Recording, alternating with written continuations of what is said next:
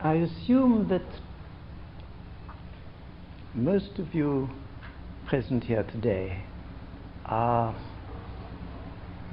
concerned with finding a way of life, or have already found a way which you wish to follow, and that this implies that you are interested in other worlds besides the one which we normally refer to as the material world. Now, in most affairs, it's considered appropriate at the outset to declare one's interest. I think this is an excellent practice, and I'll follow it by straight away saying that my interest in other worlds is linked with the notion that such worlds do exist and that they can be experienced by man.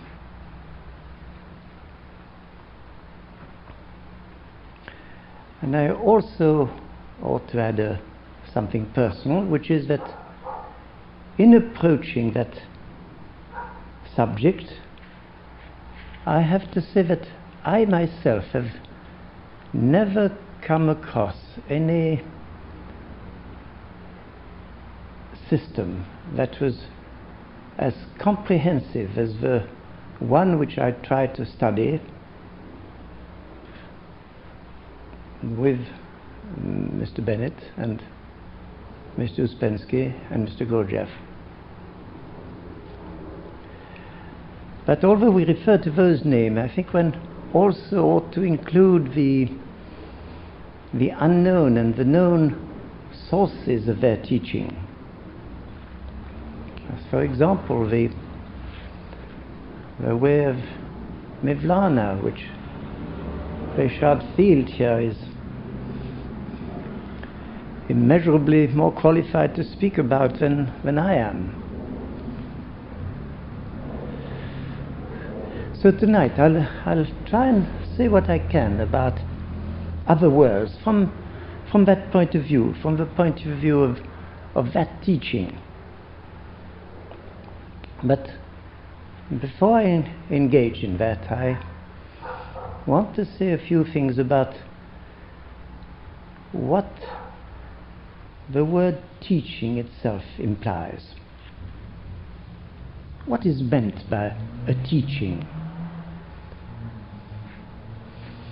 It's really a very special force in the life of man.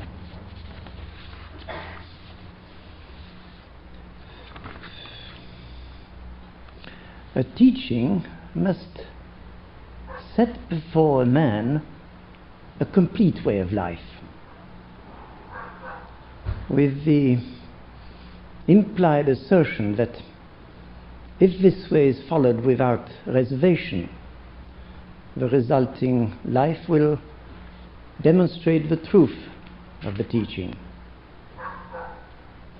And it's really on account of that principle that with the real teaching, the teacher and the teaching are inseparable, because the teacher must be an exemplar and proof of what he teaches. The teaching must be the full expression of his being. But how is one to distinguish between a real teaching and a false one, or even between an active teaching and an obsolete teaching? What are the characteristics of real teachings? One of the tests is that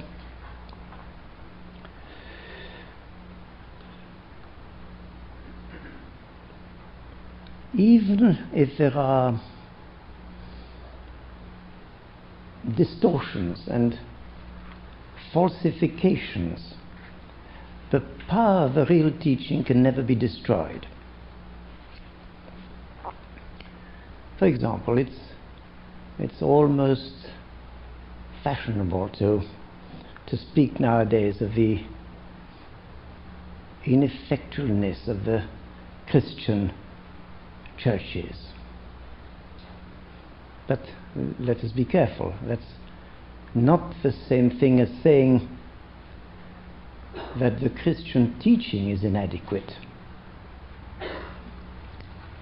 It will be wiser, and I hope I don't offend anyone by saying that in place of a teaching, Christianity became a religion. And long before it had become a world religion, it had ceased to satisfy the full needs of a man. You see, the teaching of Christ made possible the miracle of the first 2 centuries of the Christian Church. That period satisfies more than adequately the first test of the teaching, that is to give a meaning to life, and also to give some account of the fear of death. But such a force was concentrated in a handful of people, mostly without worldly influence, and scattered all around the Mediterranean, and yet it could change the history of mankind for 2,000 years. This is truly a significant test of an authentic teaching, and also it demonstrated at the same time one can say the superhuman stature of the founder. And even if the reality of the teaching is entirely lost, something remains of the extraordinary force, and it still provides mankind with a way of life. Now we cannot doubt that there were authentic teachers of mankind before Jesus Christ. If you study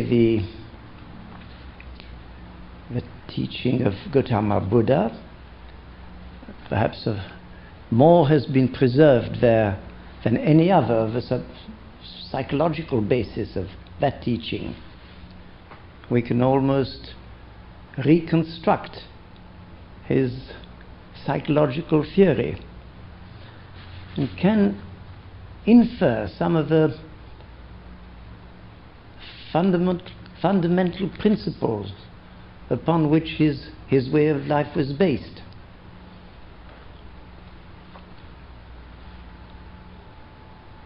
The full force of his understanding of the law of causality was perhaps not fully appreciated, but it states with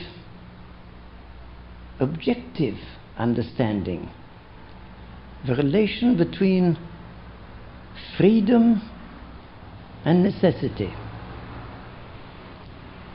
and the descriptions of how the knowledge possible for a man is relative to how much being he has.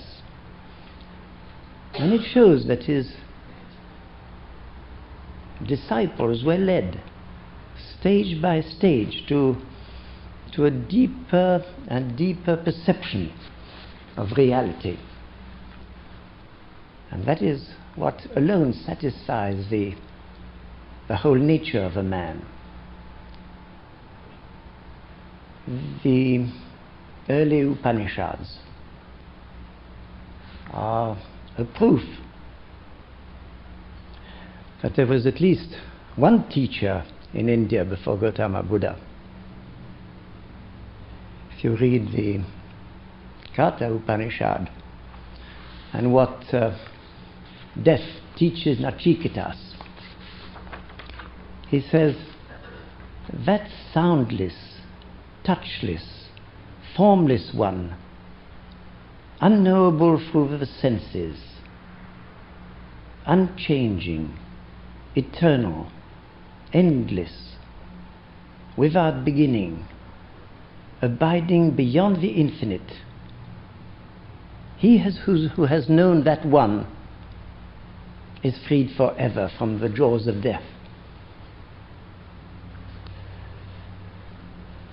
It seems that even before written records became available, men were in possession of teachings which satisfied their needs. I say teachings because it's clear that over the centuries and millennia, the mode of expression and the emphasis on fundamental principles has been very, very different at different times. The claim to universal validity, which a genuine teaching is entitled to make,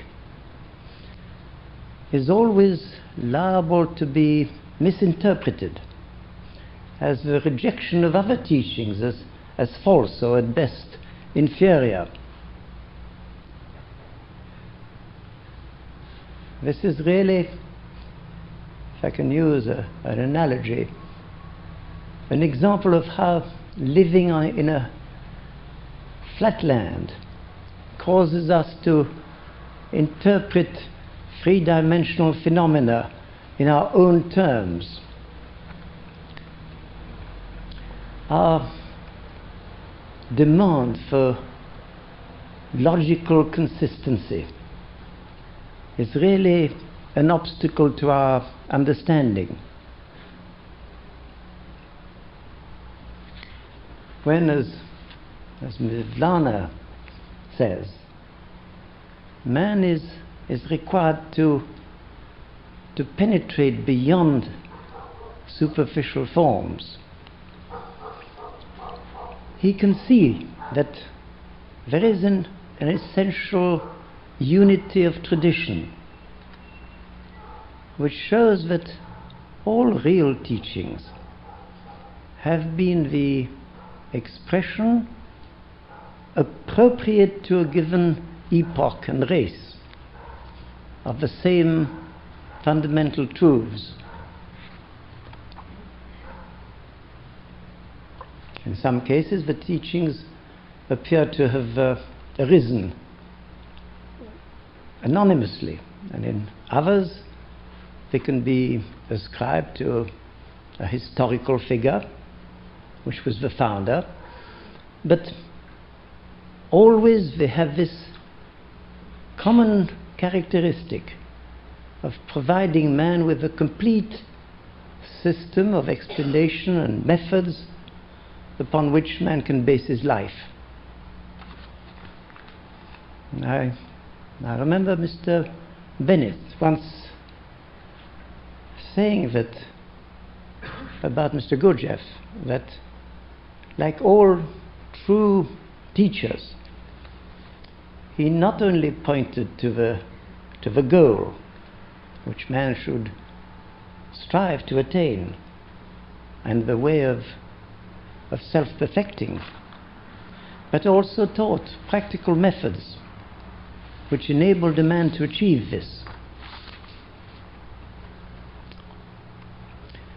Now, in order to recognize this essential unity of the tradition,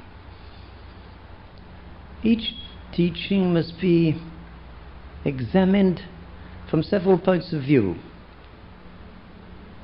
Let me refer to two only. The first concerns the way a teaching satisfies what could be called the eternal needs of a man, namely universality of the teaching and its permanent validity in time. Now that question gives rise to certain difficulties. For instance, you may be convinced, because you have had certain experiences yourself,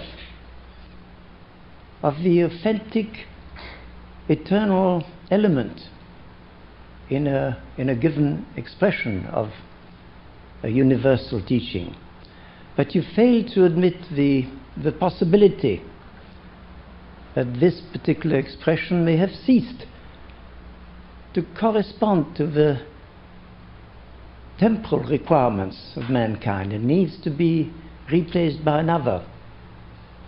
And this is why the study of history is of importance. It helps to understand things beyond the temporal, and helps you to understand something of the eternal. If you survey history, not over a few years, but over thousands of years, you see how the same essential truths have been taught to mankind over and over again. The plurality of forms which real teachings take can then be seen in their temporal setting and no longer disconcert the seeker, who can then begin to judge the needs of each age and recognize even the form which a teaching must take in order to satisfy the present. And then there's a second aspect, and that is how does the teaching satisfy the needs of an individual? If it's a real teaching, it must be for him the foundation upon which his whole life can be built. A man in search of a teaching must know whether he's satisfied with the way which claims to resolve all human problems in terms of his organic needs alone, and denies any faith in a reality beyond the senses. Here again, a study of history is of help. Man has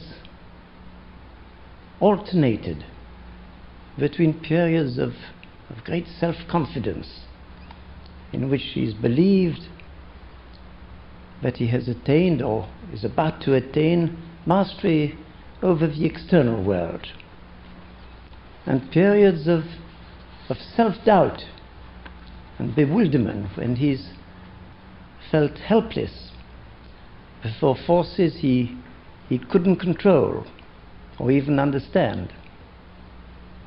At the present moment we appear to be in a transition period between the first type of attitude and the second. I would suggest that a balanced state of existence can only arise when men strive to preserve something good or attain to something better.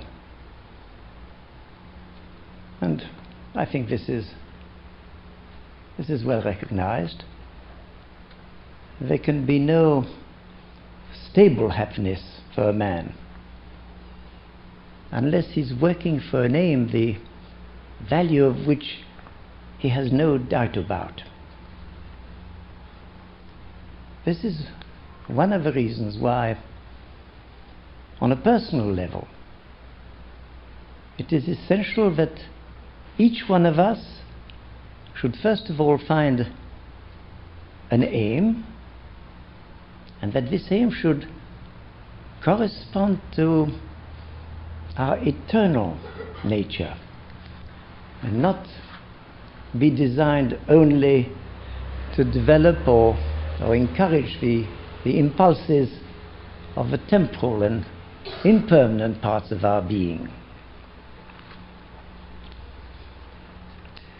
At the same time, we mustn't fall into the trap of saying that the only thing that matters is the ultimate. That what matters is the life beyond time. What matters are only the worlds which are beyond our sense experience. To some extent, it's seeing this trap which lies at the root of fairly widespread opposition to ideas which savor of mysticism. What is important is to find the meaning of both. A teaching must give significance to both. Even if sense experience is inadequate, it's at least an immediate fact. And accurate observation of sense data and what can be learnt from what we call life experience does influence the life of a man. Thus we come to the criterion which we can apply to any system which claims to be a teaching. It must recognize and give a reality to ultimate aims without denying significance to proximate experience and the data of sense experience. Or as Mr. Bennett would put it more simply, a teaching, in order to satisfy, must account equally for all that we know as fact and all that we experience as value.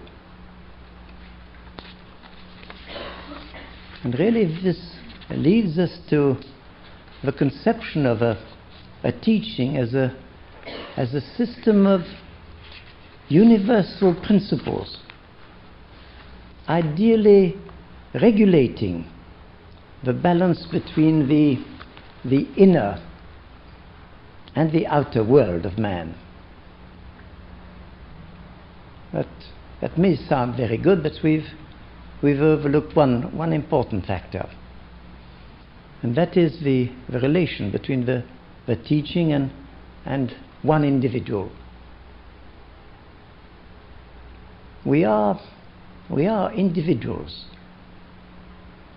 Each human being is unique, if only by circumstances of heredity and birth and environment. We have to decide for ourselves. Do we take the view that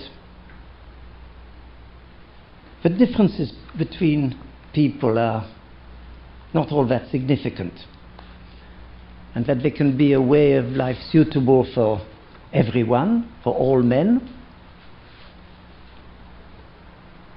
If we say yes, then a teaching formulated in general terms, or a set of principles or rules governing the attainment of self-perfecting, can disregard our accidental differences. If we say no, and say each individual has his own emotional nature which is unique, and his self-perfecting then must correspond to his uniqueness. It seems to me that a teaching becomes real for an individual when a process of blending of the personal and the suprapersonal has been achieved. This means that a teaching always has to have a kind of dynamic quality. Now, one or two more ideas I want to mention before we really approach the core of the subject.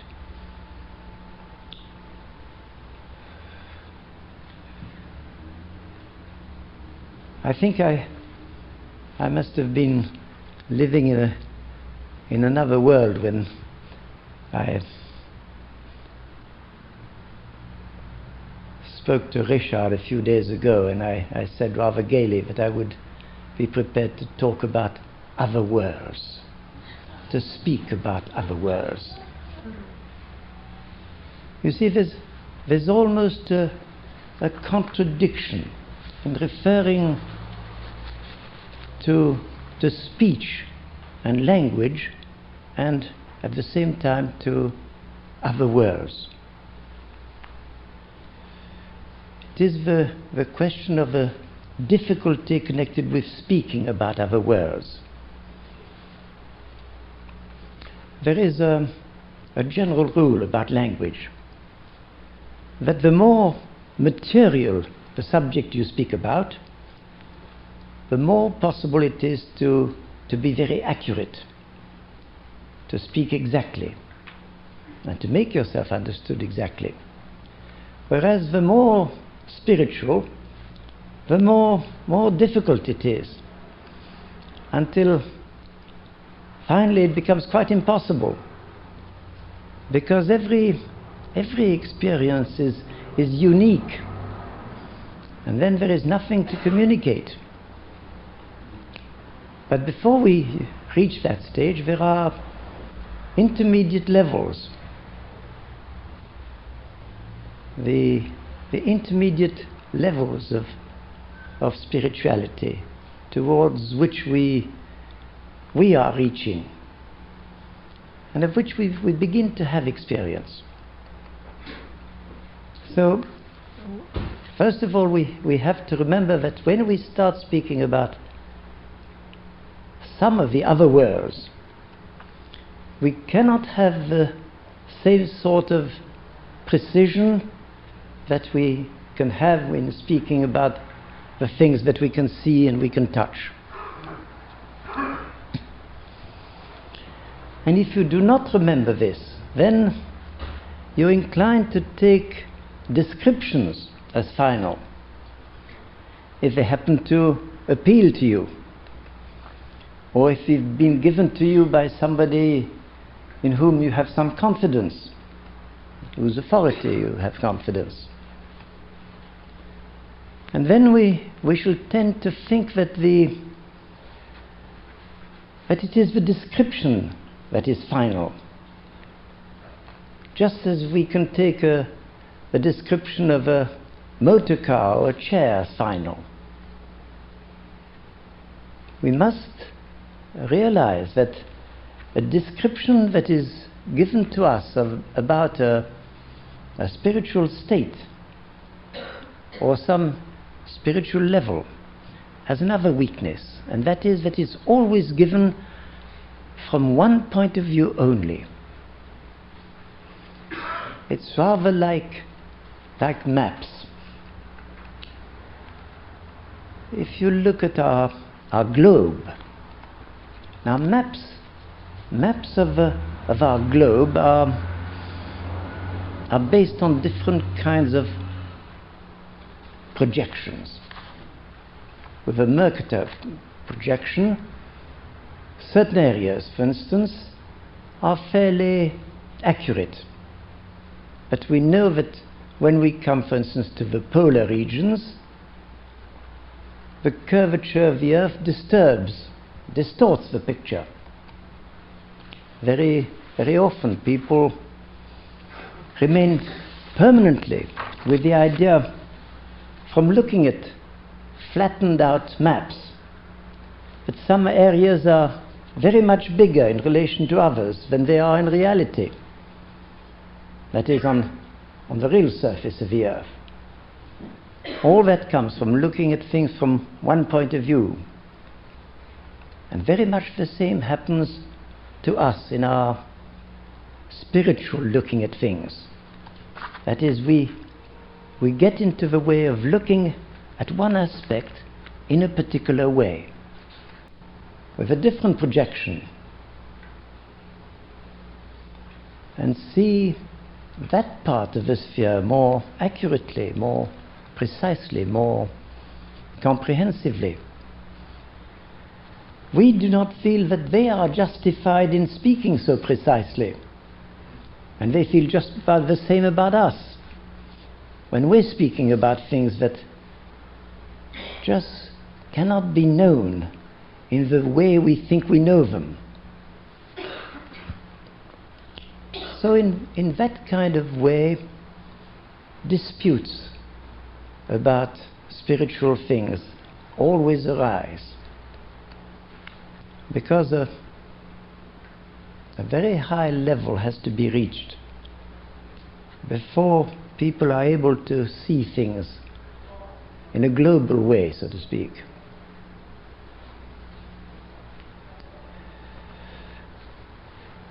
To illustrate this, it's very important for us to know, as it's put sometimes, that there are different levels on which we can live,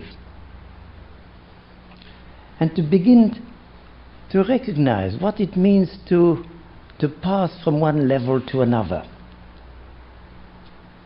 Then if we do this, then we can begin to see what it is that pulls us down, and what it is that in life helps to lift us up. Things of this kind. But this very question of levels is misleading if it's spoken of just in that way. For example, levels are spoken of very often in terms of states of consciousness. It's said that there are a number of states of consciousness possible for man, and that each of these determines one level of living or one kind of living. That is very good if such a description is used for understanding a certain part of our experience. But there are other things that come with a change of consciousness that do not really belong to a different level. And it is possible to confuse change of scale with true change of level. And very often discussions about different states of consciousness, mystical states, lead to great confusion. Now, let us replace the word level by the word world. It's quite true that we live in different worlds. There is an earthly, physical existence belonging to to material objects, the world of things. And there are others higher, as we say, worlds, representing perhaps a sequence leading towards the finest spirituality.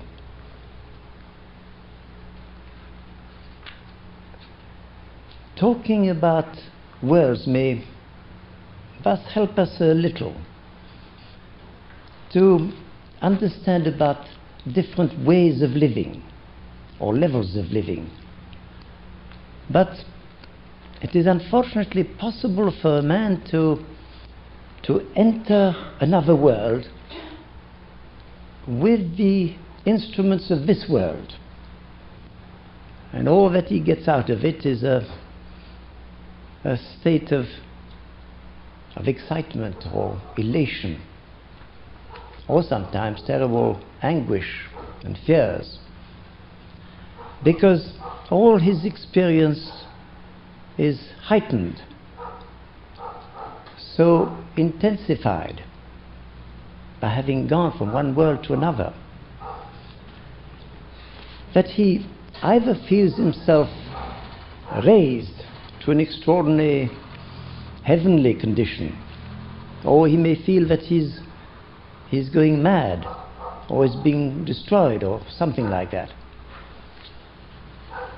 So the possibility that we may enter into another world without having the instruments that correspond to that world prepared or fashioned within us shows that just to talk about different worlds is not enough to give the true understanding of the different levels upon which we can live. We must never forget this analogy of the world seen under different projections. Any one way of describing the world or worlds has only one perspective.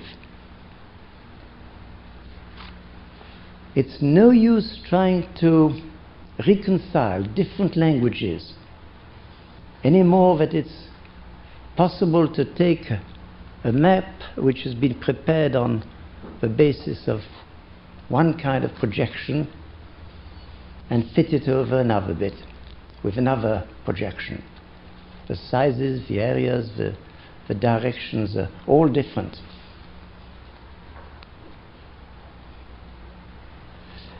And it's no use to rely on one description only.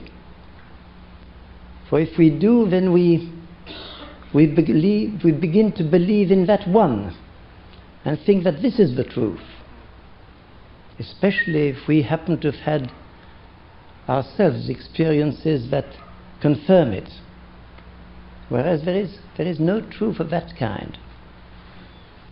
We have, possibly painfully, to come to see that in the spiritual world there are no precise truths.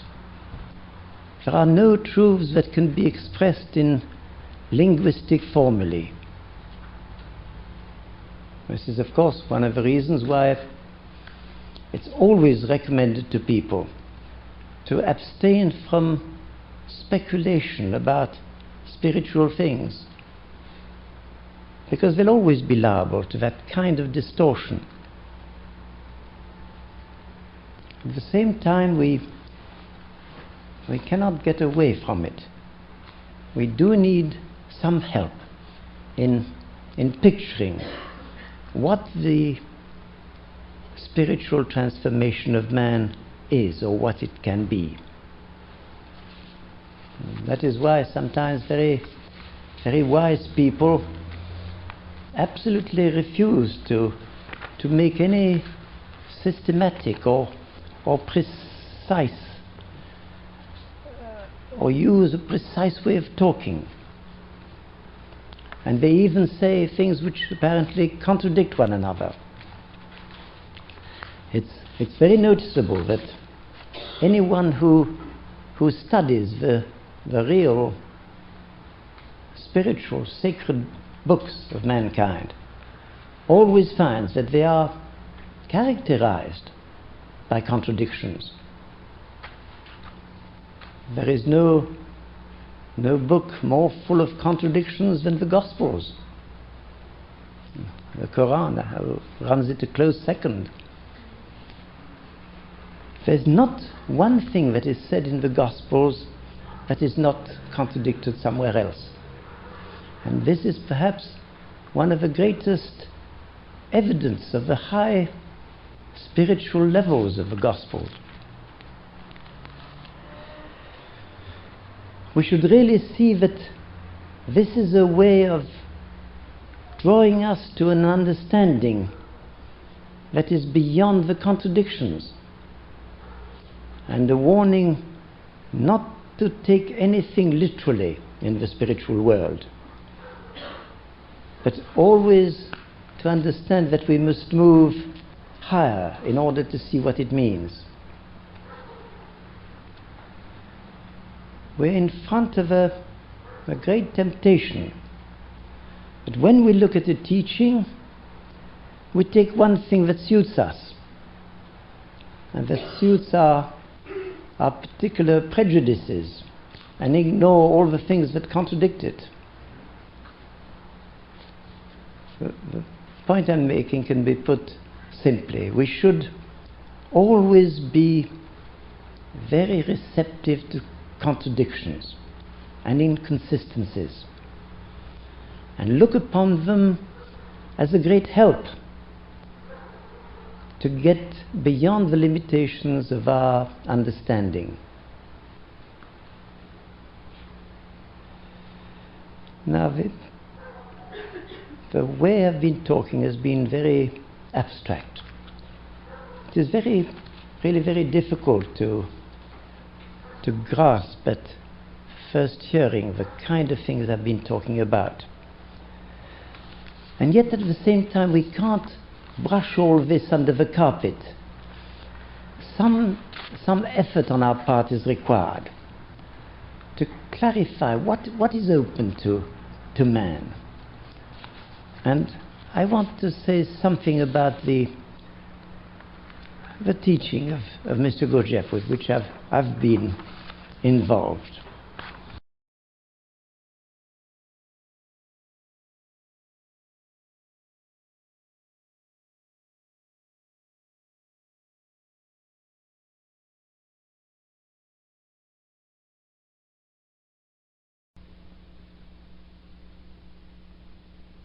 Man must have more than his physical body. If he, for instance, has to have the possibility of reincarnation, or by whatever name these further possibilities for man can be described, as a fundamental principle, this is universally accepted in all religious teachings and in all ancient traditions. The names by which, as they are called, higher bodies are described differ. Even sometimes quite definite mistakes are made, simply because the knowledge is transmitted by people who do not really know what it refers to. And I always remember the way people at Mr. Gurdjieff's table produced accounts of what they'd heard at the table, and all the accounts differed.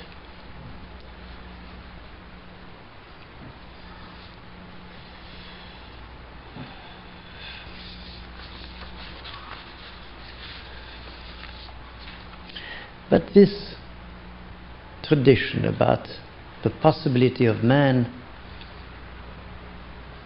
creating for himself, building for himself during his life a number of bodies or more subtle bodies is a tradition which exists in the Christian tradition. It's said very clearly there that if man is to fulfill his destiny, he must have more than the physical body. It's strikingly illustrated in many of the parables, such as the one with the man without the wedding garment.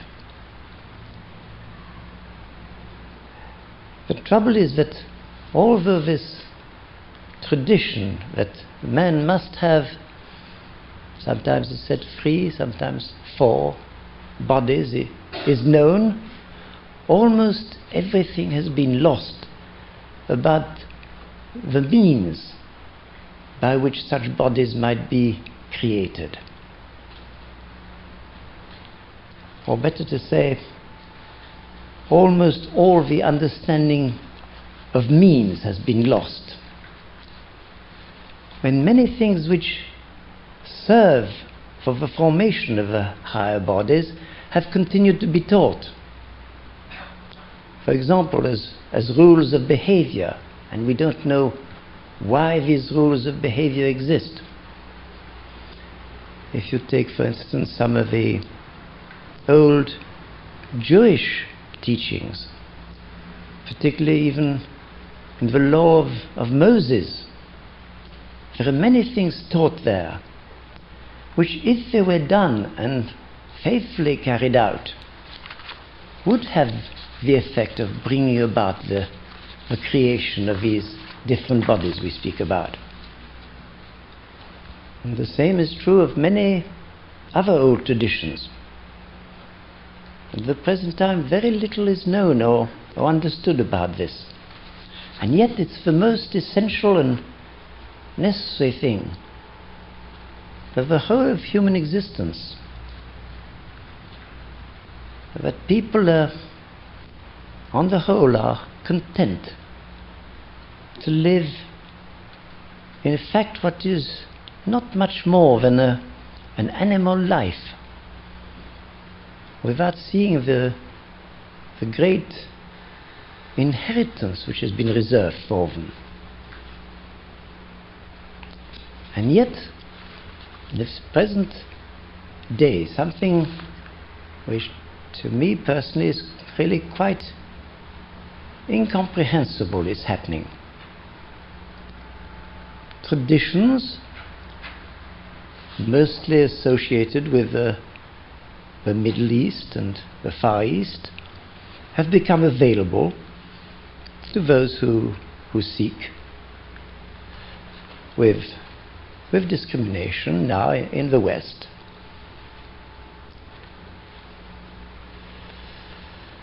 I myself, I was privileged to meet Mr. Gurdjieff, to learn something from the man who in one lifetime put together and transmitted a compendium of doctrines unknown until then to humanity in general. Through no merit of my own, I was able to come under the personal influence of Mr. Ouspensky, and also of Madame Sophia Ouspensky, who was a very remarkable woman in her own right. The very first time that I stayed in the Ouspensky household, Mr. Ouspensky asked me, "Pierre, what are you reading?" And I answered that I'd just been reading Eddington's Nature of the Physical World, which had just been published. And he, 2 or 3 days later, he put into my hands a little book, and it was called Flatland. And I read this with great interest. And now, some 45 years later, there came into my hands the manuscript of a book which Mr. Bennett wrote shortly before he died, and which is yet unpublished, and from which I want to quote. And he starts by saying, nearly 70 years ago, when I was a boy, I read two books, both written in the 1880s, that had a considerable influence on me. One was called Flatland, and although I knew Mr. Bennett intimately for all these years, not once did I refer to this book, Flatland, and he didn't either. Flatland is a story of people who live on a flat surface and are therefore two-dimensional instead of three-dimensional. The people are all triangles and squares and circles, and they have various adventures and romances. But the main point of the story, which the author takes great pains to bring out, are the limitations of a two-dimensional life, the things that can be done and the things that cannot be done. There are many things that we can do in our three-dimensional world that cannot be done in a two-dimensional world, a flatland. Because in flatland, all movement is limited to the flat surface.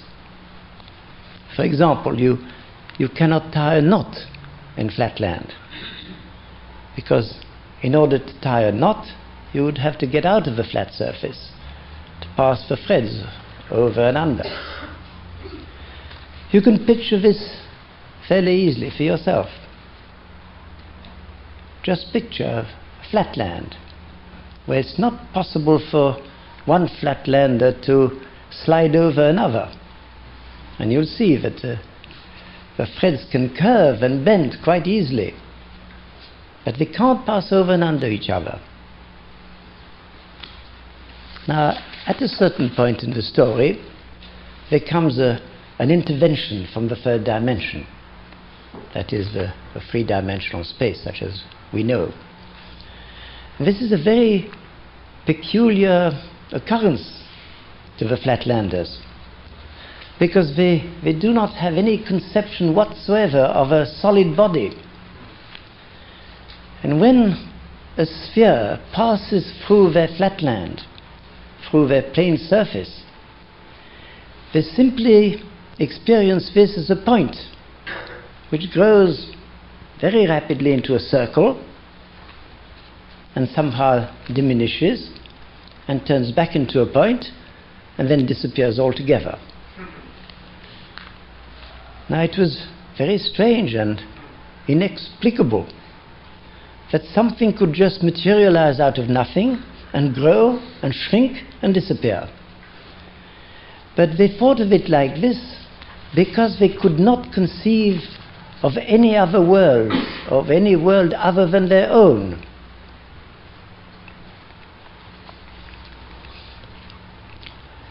And then there was another book called The Fourth Dimension, and there the author gave a number of exercises to help the reader to try to visualize four-dimensional bodies, such as a four-dimensional cube, a tesseract.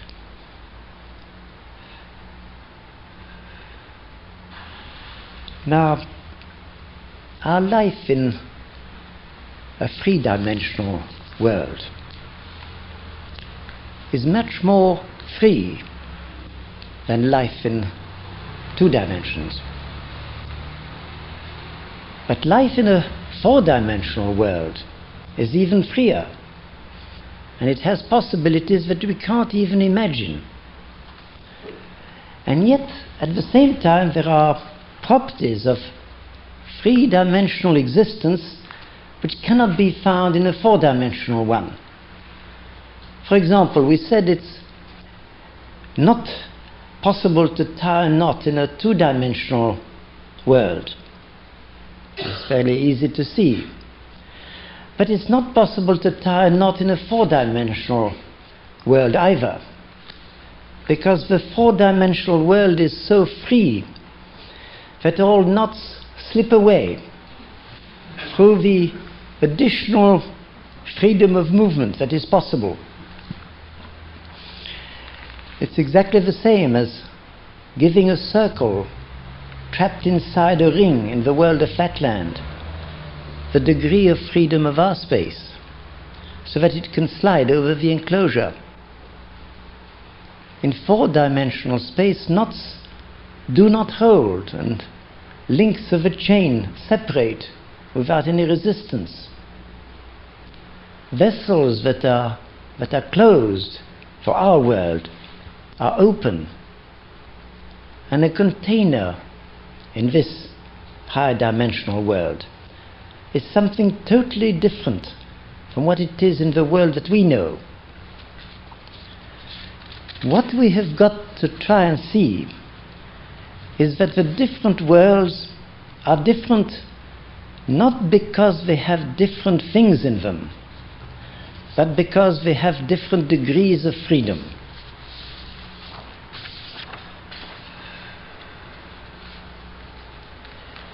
When higher worlds penetrate our own, we make the same kind of mistake as the Flatlanders did when the sphere passed through their world. They could not imagine that anything with the nature of a sphere could possibly exist, and they changed it all into something which they could think and talk about in the way they were accustomed. Our way of thinking and talking even makes us experience what is going on in a conditioned way. A great mistake, and one which is very common, is to think that the higher worlds are more fairy-like or insubstantial than our familiar one. This largely comes because we use such words as finer, subtler, more refined, to describe the quality of experience in them. We can talk about a spirit world, and our ordinary associations will easily make us think of it in terms of ghosts and other insubstantial entities, when it's really quite unlike that. In reality, a transition from a lower to a higher world is one from a less substantial state to a more substantial state. If you go back to the example of Flatland, Flatlanders have no thickness, and in our world they would crumple into nothing at all, whereas in their own world they are even cognitive beings with indestructible bodies. In the same way, all that we take to be solid, enduring, with properties of inside and outside, would not at all appear like that in a higher world. Our bodies, on which we rely for our existence in this world, would appear to be flimsy and insubstantial. In fact, solid bodies as we know them could not exist in a higher world.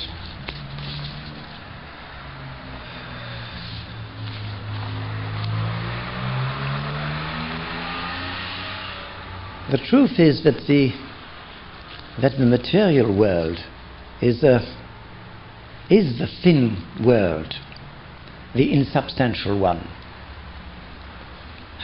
This has often been said by people who have had visions, mystics and so on. They experience some state, and reporting on it afterwards say, I saw that this world is nothing but a shadow, and it's the other world that is real.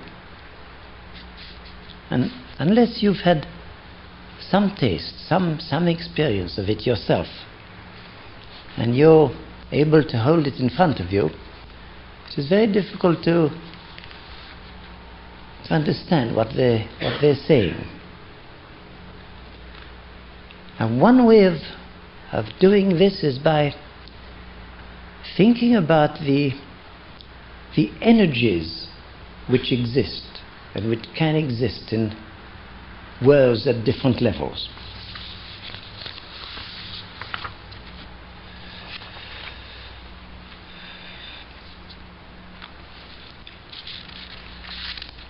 Depending on the energy which is present, two people who are externally in the same situation may be in very different worlds. If a higher energy is present in one of them, he will be able to think, to feel, to act with greater freedom than the other. He has more possibilities. He may just experience this without understanding it and fail to see that he has entered an inner world which is not a dream. For him, for example, choice has become a reality, whereas choice is not a reality in the world of bodies. If we work on ourselves, it is possible to concentrate an energy which brings us into the world where choice is possible. There is no movement in the physical sense. It is a displacement from one plane of existence to another, which cannot be observed in physical terms. It can bring with it a feeling of great joy and release.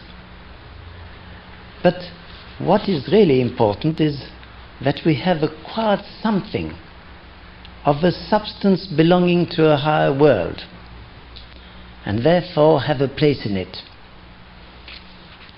And if it were not for such temporary displacements into other worlds, we would have no possibility of transformation, no possibility of gaining material for understanding our true human potential.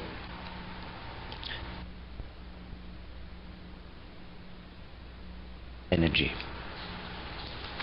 And it ranges from quite automatic energy to a level where what can be termed conscious energy exists. The man living in this world is sensitive to the workings of his mind and his feeling and his body. He's capable of working successfully with automatic energy without being caught up in the flow of it. And he can also separate consciousness from just sensitive energy. And it's probably through this separation that takes place what Gurdjieff called remembering oneself. And it's through that probably that the man who lives in this natural world, can become open to higher worlds. But it's easy to see that, from that description, that we don't live in that higher world.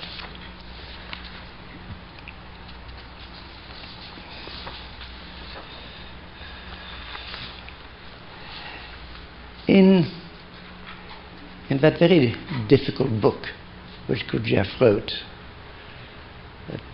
Beelzebubs Tales, he distinguishes between two ways of living. One way which he calls the ito klanos principle, and the other the Fulasnitamnian principle. And he says the first is proper to one or two brain beings, as he puts it. By that he means vertebrates and invertebrates. And only the second is proper to free brain beings, such as man. And in that world, in the world where the energies which are required for the proper operation of the free centers, conscious energy plays an important part.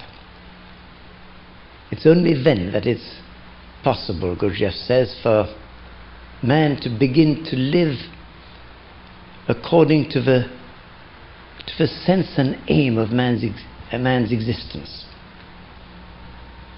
Whereas the world which is dominated by automatic energy is only one of slavish reactions, bursts of emotions and sensations that swallow us up. And in this world we have no possibility of seeing what the point of our life is. There's built up around us all sorts of absurd artifices which provide us with an alternative to real life. There's a landscape of opinions and fashions and habits and entertainments and means of manipulation and words and so on, that are utterly futile. And this is the sort of thing that Gurdjieff called means unbecoming conditions of ordinary being existence established by them themselves. And we are deluded by the power of thought, which gives us power over animals and the rest of the material world. It's a real power, but it belongs to the physical world when it is automatic, and we have no more control over it than anything else. In reality, that world and this world is really terribly dull. Nothing can really happen. Nothing can change. All the time we're dependent upon some kind of external stimulation to keep us going, to provide us with a certain momentum. We even have people who do dull and repetitious work get so desperate that, as it's said, they throw a spanner in the works in order for something more real to happen.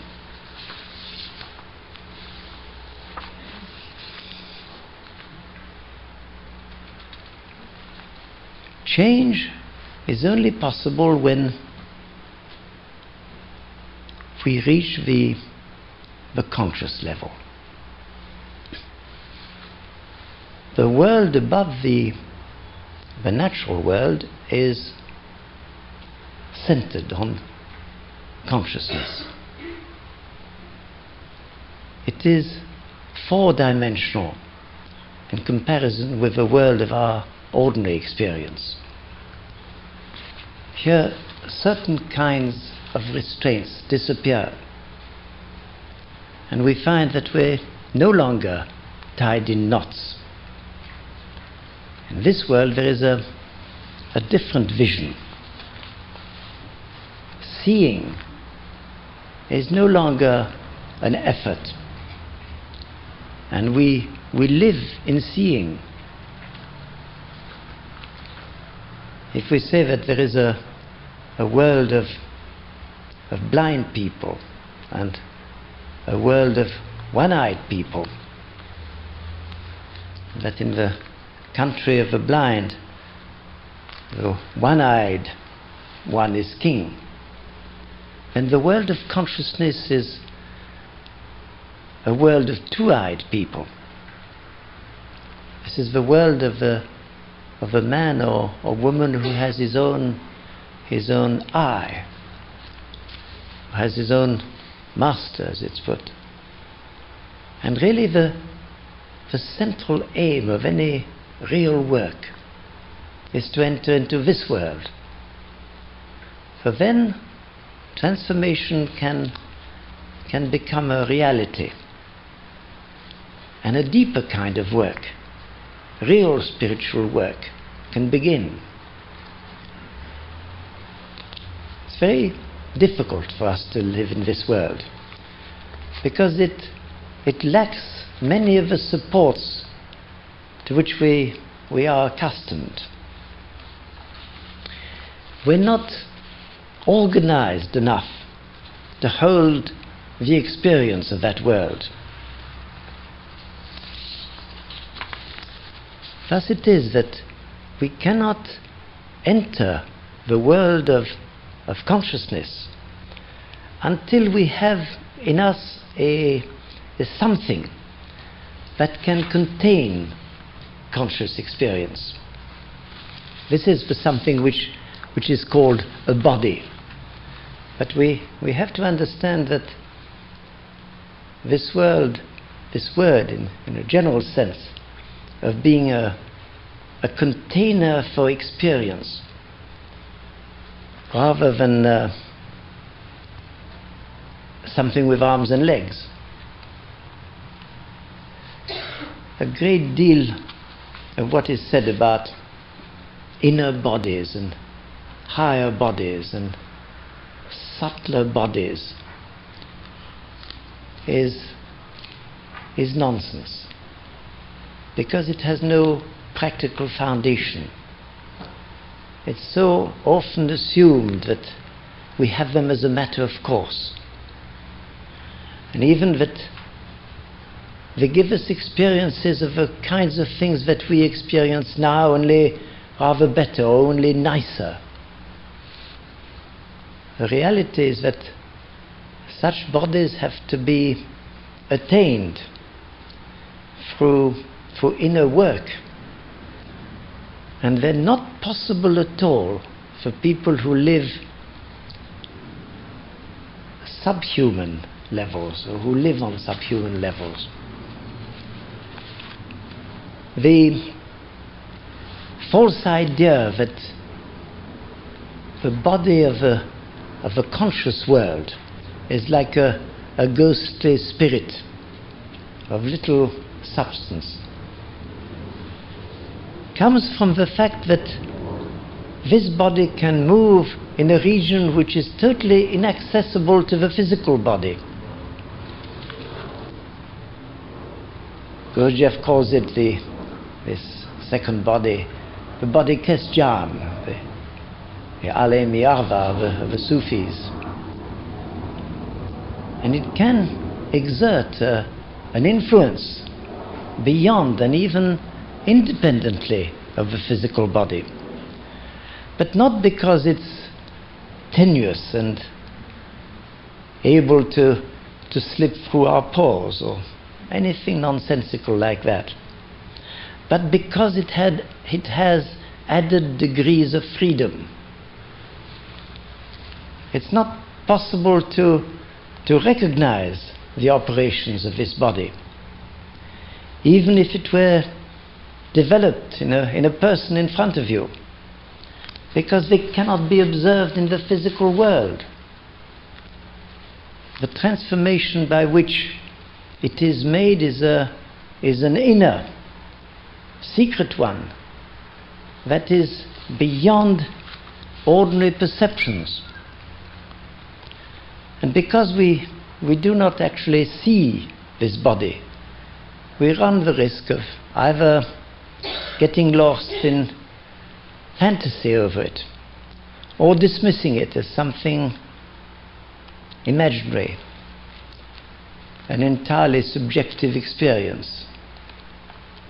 We are in fact just like the Flatlanders who speculated about the appearance of a sphere and tried to reduce it all to what they could think in terms of their ordinary flatland experience. But there are still higher worlds.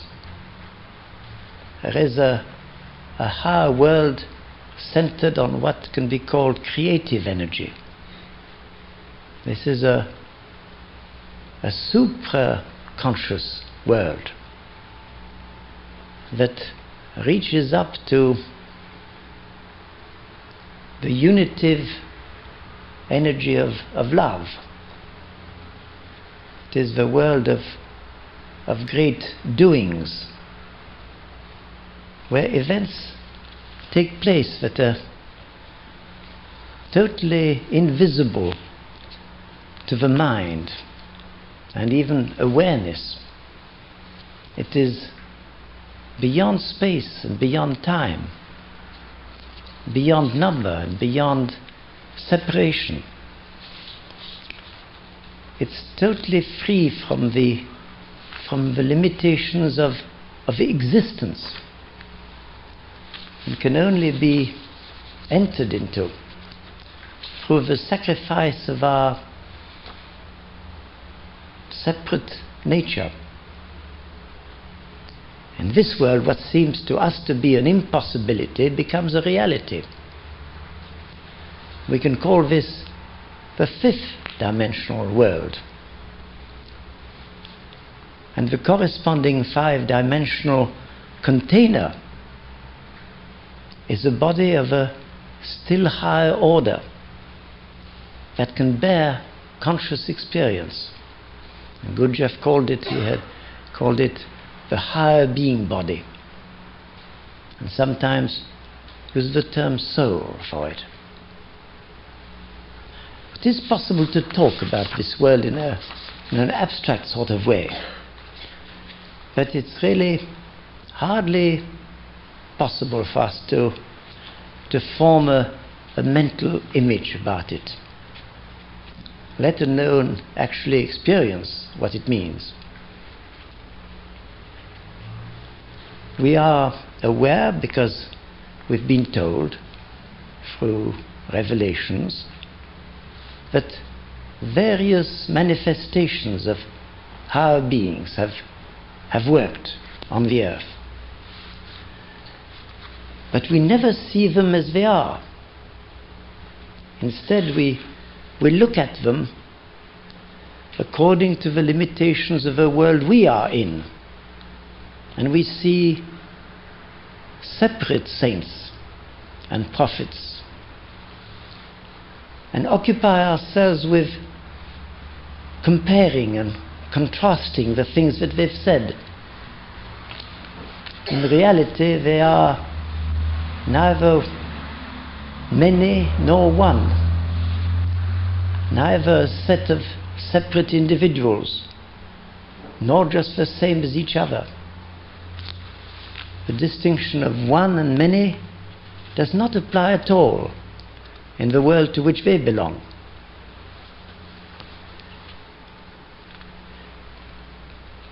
People can perhaps form just some idea of this higher world by saying that it is possible for beings that live in it to choose whether to exist or not to exist at all.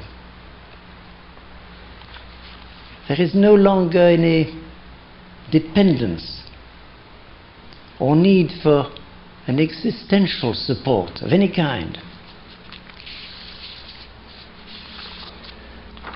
And incomprehensible as all this is for us, there are higher worlds still. The penultimate world is centered in the energy of unity, or cosmic love, which underlies everything. It is this energy which redeems the whole of creation and makes possible the return to the source from which everything comes. We associate the world of redemption with the highest figures of mankind, with Abraham, with Moses, with Buddha, with Christ, with Muhammad. For that is where it ends for us. What we see are the images of these beings sent from above, as Gurdjieff puts it, not what they are. Beyond the above, a word that Gurdjieff uses for the penultimate world, is the beginning and end of all, the unfathomable. How to make anything useful out of these descriptions of higher worlds, we need to be able to bring ourselves to see the limitations of our thought and understanding. It's not the same thing as saying, well, of course I can't possibly understand these things, but if you say it's like that, who am I to dispute it? We need the practical approach of struggling with ourselves until we can actually see how narrow and flimsy our thinking is, and how it is that the kind of thinking we have is derived.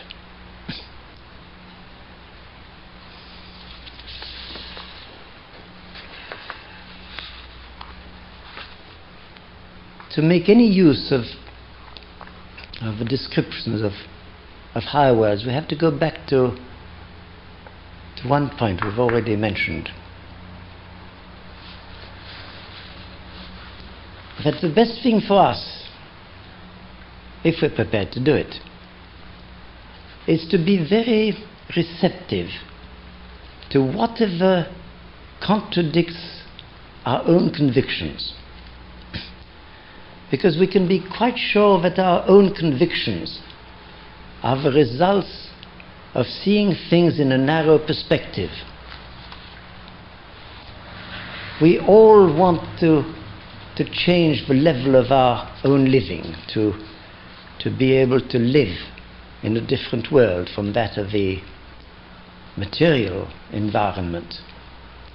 We have some aspirations for a different life. The world we aspire to is certainly a world of greater freedom, in which man has more power to determine the course of his life. But we must remain practical and see what conditions are required for this aspiration to be realized. If we wish to fly, we must have the means of flying and also learn to fly. We need help. We need to allow ourselves to be helped by opening ourselves up to the influence of higher levels. The source of help is everywhere. It's not located. And outside and inside are only manners of speech. But to receive help, we also need to go through one of the stages which is so clearly symbolized in the Mevlevi Sema, which perhaps some of you have seen. Only when we die, we die to our own self-love, can a higher action beyond our own powers free us from the bondages that we cannot cut ourselves loose from by our own unaided efforts. We shall not die to the bondage of our own egoism and self-will by just wishing, because even wishing will come from our own selfish nature. The beginning of the way to other worlds is clear. First, one must struggle with oneself. Then, be careful not to fall back into states which destroy all that has been built up. And thirdly, and I don't think there's a need to go further than that, thirdly, there's a need to be very quiet.